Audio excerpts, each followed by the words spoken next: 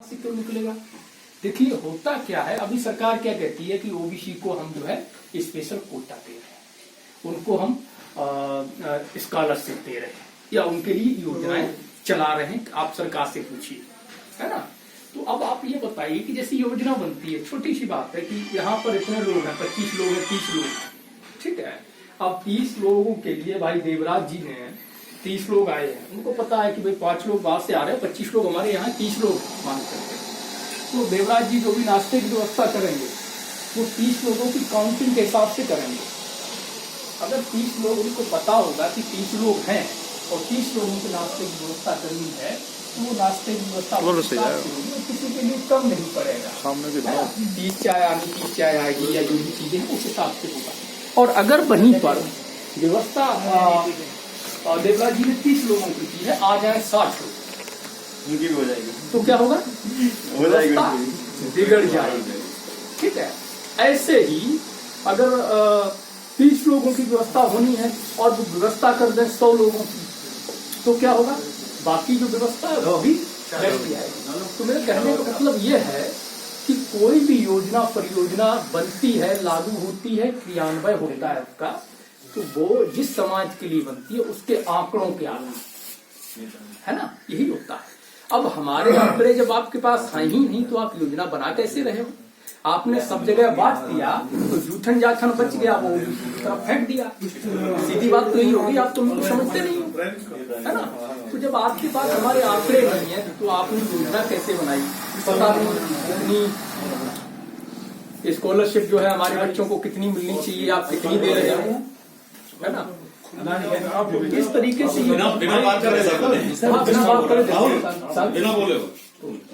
इसलिए ये बहुत जरूरी है कि पहले तो जाति जनगणना हो। जब जाति जनगणना होगी तो उसमें बहुत सारी जो भी चीजें सारी क्लियर होंगी। उस जाति में कितने स्त्री हैं, कितने पुरुष हैं, कितने बच्चे हैं, सामाजिक स्थिति क्या है, शैक्षणिक स्थिति क्या है, आर्थिक स्थिति क्या है ना। तो ये जो सारे पॉइंट हैं, उनके पास जमीनें कितनी है, तमाम जो चीजें हैं, उस जाति में कितने कुपोषण का शिकार बच्चे हैं, कितने लूले लंगड़े अपाहिज हैं, यानी कि एक तरह से जो भी पॉइंट होता है वो सब कुछ खुल के सारी डिटेल सामने आएगी। तब ये पता चलेगा कि उस जाति में कितनी नौकरियां हैं, कितने सरकारी नौकर हैं, कितने ए ग्रेड पर हैं, बी पर हैं, सी पर हैं, डी पर हैं, है ना, कितने प्राइवेट सेक्टर में हैं, कितने बिजनेसमैन हैं, कितने किसान हैं, कितने जमीनहीन हैं और कितने जमींदार हैं, कितने शिक्षित हैं और कितने अल्पसंख्यक फेल हैं। जब तक ये आंकड़े नहीं होंगे तब तक हमारे लिए योजना कैसे बनेगी, हमें हमारी योजनाओं का लाभ कैसे मिलेगा। तो हमारी लड़ाई जाति जनगणना कराने की इसलिए है ताकि हमारा हक कौन खा रहा है वो पता चला। कि अभी क्या होता है, ये क्या करते हैं कि गुजरों के पास गए तो कह दिया, अरे सुनो तो तुम्हारा तो अहीर खा गया, तुम तो पागल बने हुए हो। अब गुजरों के दिमाग में भर गया, अहीर खा गया, पड़ गए लचले के पीछे। अब अहीर के पास गए, तुम्हारा तो कुर्मी खा गया, तुम्हें तो पागल बना दिया, अब तो कुर्मी के पीछे पड़ गया। कुर्मी के पास गया, कुतबा खा गया, कुतबा के पास गया, जाट खा गया, जाट के पास गया, लोध खा गया, है ना, धानुक खा गया, बड़ई खा गया। तो ये इस तरीके से, और इनका ये खेल कब खत्म होगा? जब जाति जनगणना होते आंकड़े सार्वजनिक होंगे, तब। इसीलिए ये जाति जनगणना नहीं होने देना चाहते।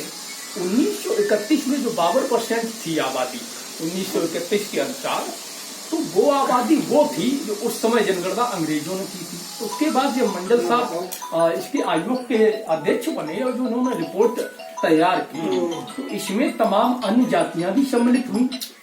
जैसे मुस्लिम जातियों को उन्होंने ओबीसी में सम्मिलित किया। मुस्लिमों की 60 से 70% आबादी जो है वो ओबीसी में है आज, तो है ना। उसके बाद तमाम मंडल आयोग की रिपोर्ट बनने के बाद आज से अब तक तमाम अन्य जातियां भी ओबीसी में शामिल की गई। तो हमारी आबादी 52% नहीं है, हम 65 से 70 पे पहुंच गए। जब तमाम लोग शामिल हो रहे हैं तो जाहिर सी बात है, अगर इसमें हम डालेंगे तो भरेगा, खाली तो नहीं होगा, आधा है तो वही चीज है कि हमारी संख्या बड़ी है, कम नहीं हुई है। जो मंडल साहब ने रिपोर्ट लगाई 52% की बात की, तो उसका एक कारण ये था कि वहां पर ये कंडीशन थी, एक सीलिंग थी कि रिजर्वेशन 50% से ऊपर नहीं जाना चाहिए। तो उस अनुसार मंडल साहब ने ये सोचा, काका कालेलकर ने बड़ा मतलब षड्यंत्र किया था, रिपोर्ट भी तैयार कर दी और उसमें लिख दिया इनको इतना परसेंट 50% से ऊपर रिजर्वेशन दिया जाए, क्योंकि अगर ऐसा कहेंगे तो लागू होगा नहीं। दूसरा कालेलकर ने क्या षड्यंत्र किया कि जितनी बड़ी रिपोर्ट नहीं बनाई ना, उससे बड़ा असहमति नोट बनाकर दे दिया। तो उस विषय पे चर्चा ही नहीं। जो आयोग का अध्यक्ष है, जितने रिपोर्ट दी भाई उससे सहमत नहीं है ना, तो वो पड़ी रही। जब मंडल साहब बने तो उन्होंने पूरे देश में घूमकर हजारों लोगों से मिलकर, हजारों राजनेताओं से, हजारों प्रोफेसर से, साइंटिस्ट से, डॉक्टर्स से, मतलब अलग अलग सेक्टर के तमाम ओबीसी के लोगों से वो मिले। मिलने के बाद में उन्होंने रिपोर्ट तैयार की, उनकी सारी चीजें जो है वो बनाई। आज भी उनका तमाम डेटा हमारे जो सूरज मंडल जी हैं उनके पोते उनके पास रखा हुआ है, गवर्नमेंट के पास था। देखिए कमाल की बात है, मंडल साहब ने जो डेटा इकट्ठा किया था वो गवर्नमेंट ने खो दिया। अब कुछ दिन पहले सूरज जी से ये कहा था कि वो डेटा दे दीजिए, आपके पास होगा मंडल साहब वाला। तो सूरज जी चालाक आदमी, उन्होंने स्पष्ट कह दिया कि हम डेटा देंगे ही नहीं, तुमने एक खो दिया, हमारे पास जो बचा वो भी खो दोगे, फिर हम लड़ेंगे किससे। तो ये इनका षड्यंत्र है। ये इन चीजों को हमें समझना होगा कि हमारी जो अधिकार है, जो हमारी आबादी है, उस अनुसार हमारी जो भागीदारी होनी चाहिए। बात तो रिजर्वेशन की नहीं है। जब हम रिजर्वेशन की बात करते हैं तो हमें 27% के तहत 2% नौकरियों में बांध दिया जाता है। मंडल कमीशन ने रिजर्वेशन की बात कतई नहीं की है, न संविधान ने रिजर्वेशन की बात की है। ये समझना होगा, ये भी एक बड़ा षड्यंत्र वाला खेल है। संविधान और मंडल कमीशन दोनों प्रतिनिधित्व की बात करते हैं, है ना। तो प्रतिनिधित्व क्या है? हमारी भागीदारी किसी भी क्षेत्र में, हमारी उचित भागीदारी। तो जो रिपोर्ट तैयार हुई, उन्होंने कहा कि भाई अगर हम 52% की वो मांग करते हैं तो निश्चित तौर पे ये ऐसे ही पड़ी रहेगी, मूल फास्ती लागू नहीं होने वाला है। तब उन्होंने ये कहा कि ऐसा करो कि 50% की सीलिंग है और SC ST को देने के बाद में 50% के दायरे में जो 27% बचा हुआ है वो हमारे लोगों को दे दो। हाँ, ओबीसी को दे दो। अब रिजर्वेशन की बात केवल जो है नौकरियों में नहीं थी, आपको समझना होगा। रिजर्वेशन के अतिरिक्त नौकरियों में जो भागीदारी की बात थी, उसके अतिरिक्त शिक्षा में, एजुकेशन में, हाई एजुकेशन में, और एजुकेशन में भी अभी पॉइंट एक ही लागू है। वो क्या है? 27% कोटा। वो भी अभी जो है गवर्नमेंट ने, केंद्र सरकार ने कहा है कि उसमें नीट में ओबीसी कोटा लागू नहीं करेंगे। सोचिए, उनको वो भी 27% लागू करने में बड़ी तकलीफ है। पिछले 3 साल में आपके 11,000 बच्चों को डॉक्टर बनने से उन्होंने रोक दिया। वो 11,000 बच्चे अकेले न तो किसी अहीर के हो सकते थे, न किसी गुर्जर के हो सकते थे, न किसी जात के या किसी अन्य समाज के। वो संपूर्ण ओबीसी समाज से 100, 50, 10, 20 करके हर जाति से हो सकते थे। ठीक है, तो सभी जातियों का स्तर जो है उठता, उनका प्रतिनिधित्व बढ़ता। तो इस तरीके से वो रोक रहे हैं। दूसरा चीज क्या है, मंडल ने एक सिफारिश जो एजुकेशन वाली है उसमें ये भी कहा है कि जो 27% रिजर्वेशन है, इसको एजुकेशन में देने के बाद में जो रिजर्व्ड कोटे से एडमिशन लेते हैं, उन बच्चों के लिए अलग से कोचिंग की व्यवस्था की जानी चाहिए सरकार की तरफ से। क्या हमारे लिए ऐसा किया गया? हमारे लिए ऐसा किया सरकारों ने? दूसरा क्या है, ये भी कहा है कि जिस तरीके से SC और ST के लिए आपने सरकारी हॉस्टल्स बनाए हुए हैं, उनके बच्चों को पढ़ने के लिए मुफ्त में आप सुविधाएं दे रहे हो, स्कॉलरशिप दे रहे हो, वही सुविधाएं, उसी तरह के हॉस्टल, उसी तरह की स्कॉलरशिप सब हमारे 27% के आधार पर हमारे ओबीसी छात्रों के लिए दिया जाना चाहिए। दूसरा, बड़े भाई ने जो क्लियर किया था अभी, जो 27%, उन्होंने जो है 27% का एक वो लगा दिया कि ब्रेकर, यानी कि जो मामला क्या था कि 27% तो कोटा रहेगा, उसके बाद जो मेरिट में जाता है, ठीक है, वो उसमें अनारक्षित में चयनित होगा। मंडल की रिपोर्ट भी यही कहती है कि जो व्यक्ति मेरिट से ऊपर है, यानी कि जो तय मानक है परीक्षा का, जो अंक का, जो मेरिट का मानक तय है, अगर वो उससे ऊपर जाता है तो उसका चयन रिजर्व कैटेगरी में ना होकर अनरिजर्व में किया जाएगा। उसको रिजर्व कैटेगरी में, यानी कि 27 के अंदर नहीं गिना जाएगा। ठीक है, तो अब यहाँ पर डबल मार पड़ रही है। डबल मार कैसी कि हमारे जैसे अगर मान लो कि 10 हमारे समाज के अभ्यर्थी अनरिजर्व में जा रहे थे, अनारक्षित में जा रहे थे, तो 10 और प्लस 27 ही हो रहे थे, तो हमारे हो गए 37 हो गए ना। तो उन्होंने क्या किया कि 10 को भी धकेल के इसी में डाल दिया, यानी कि 10 सीधे 10 से खा गए हमारे, तो हम 27 पर ही रह गए। तो इसलिए हमारी जो भागीदारी का मामला है, इसको हमें समझना पड़ेगा। मंडल की जो रिपोर्टें हैं, जो हमारे काम करने का तरीका है, संगठन का उद्देश्य ये है कि सबसे पहले तो हम अपने लोगों को जागरूक करें। जागरूक करने के लिए क्या करना है कि उन्हें पहले 2 चीजें केवल पढ़ानी है। एक, आप संविधान पढ़िए, उसमें क्या है आपके अधिकार। दूसरा, मंडल कमीशन की रिपोर्ट को न सिर्फ पढ़िए बल्कि उसको कई बार तब तक पढ़िए जब तक आप समझ न जाए, क्योंकि जो सरकारी भाषा होती है वो थोड़ी अलग होती है ना। जो सरकारी भाषा होती है वो हर किसी को समझ में नहीं आती, तो उसको आप जब तक पढ़िए जब तक आप समझ नहीं जाते। और अगर आपको समझ में नहीं आता है तो किसी अन्य जो साथी हैं उनसे आप राय विचार करिए, विमर्श करिए, या किसी से फोन से संपर्क कर सकते हैं, उससे जानकारी लीजिए।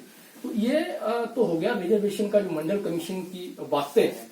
अब षड्यंत्र क्या चल रहा है, एक ये लेके आए हैं लेटरल एंट्री, अपने जाति भाषा में उसको हम चोर दरवाजा बोलते हैं, है ना, चोर दरवाजा। तो पहले क्या होता था, जो IAS होते थे वो प्रमोट होते होते 5 से 10-15 साल तक लगातार अनुभव लेके विभिन्न पदों का, तब जाके कहीं वो सचिव बनते थे, है ना। अब क्या है, अब उन्होंने क्या किया, अब उसमें देखिए नुकसान हमारा ही नहीं है, हम लोगों का ही नहीं है, उसमें नुकसान तो सवर्णों का भी है, लेकिन वो नहीं बोलेंगे। वो क्यों नहीं बोलेंगे कि OBC मरना चाहिए, मुझे थोड़ा बहुत नुकसान होगा तो हो जाए, झेल लेंगे। उधर दूसरी चीज वो ये भी जानते हैं, अगर मेरे कुछ परीक्षार्थियों का नुकसान हो रहा है तो कम से कम जो बनेंगे ना, तो चोर दरवाजे से वो भी होंगे सफल ही, तो इसके लिए वो शांत है। ठीक है, अब वहां पर क्या हो रहा है कि वो किस तरीके से नियुक्त करेंगे। उन्होंने कहा कि अरे वो नोएडा में सेक्टर 37 में एक जैन साहब की कंपनी है, वो चूरन बनाती है, उसका जो जैन साहब का लड़का है 15 साल से कंपनी चला रहा है, उसका बहुत अच्छा अनुभव है।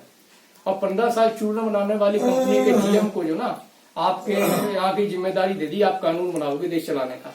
कोई चूरन बनाने वाला कानून बनाएगा देश के लिए। तो ये समझिए, इस तरह से इनकी जो षड्यंत्र है, यानी कि ये उन लोगों को लाना चाहते हैं जो इनके फेवर में काम करें, उनको प्रमोट करना चाहते हैं, उनको प्रमोट करना चाहते हैं। देखिए, देश की जो नीतियां हैं वो यही जो अधिकारी वर्ग है ये बनाता है, जो ब्यूरोक्रेट है, ब्यूरोक्रेसी से ही हमारा देश चलता है। नेता क्या है, जो मंत्री संतरी हैं, आप भी सब जानते होंगे कि ये कितने शिक्षित होते हैं और कितनी नीतियों की इन्हें जानकारी होती है। तो जो अधिकारी वर्ग होता है यही देश की नीतियों को निर्धारित करता है, आगे के लिए कायदे कानून बनाता है, समाज को कैसे चलाना है, किसको क्या लाभ होना चाहिए, कौन परेशान स्थिति में है, किसको कितना मिलना चाहिए, किसको कितना मिला है, इन सबका निर्धारण इनके द्वारा होता है। तो इनको ये बिठाना चाहते हैं जो इनके समर्थक हैं, जो इनके लोग हैं।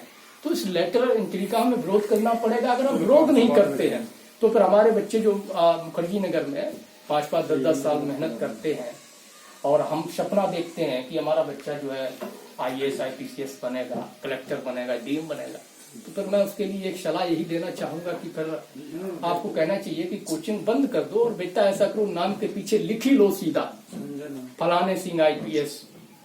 ठीक है, तो कम से कम सपना नहीं टूटेगा, भले ही झूठा इससे। वैसे तो बनने से रहे, क्योंकि लेटरल एंट्री आ गई है, आप विरोध करेंगे नहीं तो, है ना।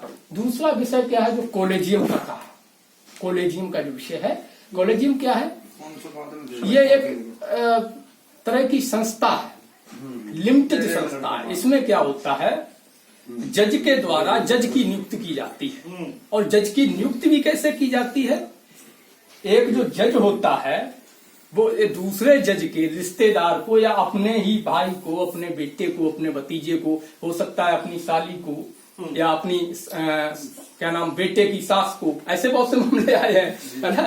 तो उनको ही वो प्रमोट करता है कि इसको जज बनाया जाए। अब होता क्या है, ये 5-7 सदस्यों की कमेटी होती है जजों की, वो कुछ नाम भेजते हैं सरकार को, कुछ नाम भेजते हैं। तो पहली बार अगर सरकार वापस कर देती है तो फिर अगर इन्होंने दोबारा ही वही नाम भेज दिए तो फिर अगली बार सरकार को उस पर फाइनल मोहर देनी पड़ती है, यानी कि उनको नियुक्ति देनी पड़ती है। तो कॉलेजियम सिस्टम को खत्म करके जिस तरह से ये एग्जाम IAS वगैरह के होते हैं, IPCS के एग्जाम होते हैं, तो हमें उस सिस्टम की मांग करनी पड़ेगी ताकि इनका जो एक कब्जा है। यहाँ पर कुछ जाति का भी नहीं, यहाँ पर कुछ घरों का कब्जा है न्यायपालिका पे। और न्यायपालिका में जब तक हमारे लोग नहीं होंगे तब तक न्याय हमारे साथ नहीं होगा। ये बहुत बड़ा षड्यंत्र है। हम न्याय की उम्मीद नहीं कर सकते इनसे, है ना। तो हमें न्यायपालिका में कोलेजियम के खिलाफ भी लड़ना है। दूसरा मैटर जो क्रीमी लेयर है, क्रीमी लेयर क्या है? ये क्रीमी लेयर एक वो वेपन है जिसको हमारे खिलाफ उन्होंने तैयार किया था। कब? जब मंडल बनाम कमंडल भड़का था, उसी समय 92 में, तब इन्होंने एक हथियार के रूप में इसको तैयार किया। अच्छा, एक इसी से बात याद आई कि आपने सुना होगा कि एक लड़के ने आग लगा के मंडल कमीशन के खिलाफ, मतलब अवरोध प्रदर्शन के समय आग लगा ली थी, अपने बुला लिया था। मरा नहीं था, बच गया था, पर अभी मर गया था शायद 2007-8 में वो मर गया था, एक्सपायर कर गया। कमाल की बात जानते हैं क्या था? राजीव था शायद, हाँ, गोस्वामी था। एक जड़ा पूरी दुनिया में बता दी, 1 लाख जड़ गई। वो भी ओबीसी था। ओबीसी था। कमाल की बात आप देखिए, वो व्यक्ति जिसने जो पोस्टर बनाया था ओबीसी आरक्षण विरोधी आंदोलन का, उसके घर से 5 लोग, आप पता कर लीजिए, 5 लोग रिजर्वेशन से नौकरी पाए। बाद में वो कह रहा, पछता रहा था, हालांकि एक्सपायर हो गया, नहीं तो कभी मिलाता, तो आप समझ सकते। बाद में उसको पछतावा था कि मुझे भड़का दिया गया था, मुझे नहीं पता था हम भी ओबीसी में हैं।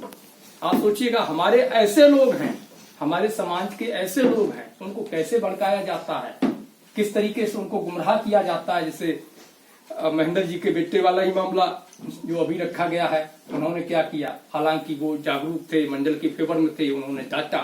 अगर वो भी जागरूक ना होते तो वो भी बेटे के साथ में लठ लेके खड़े होते।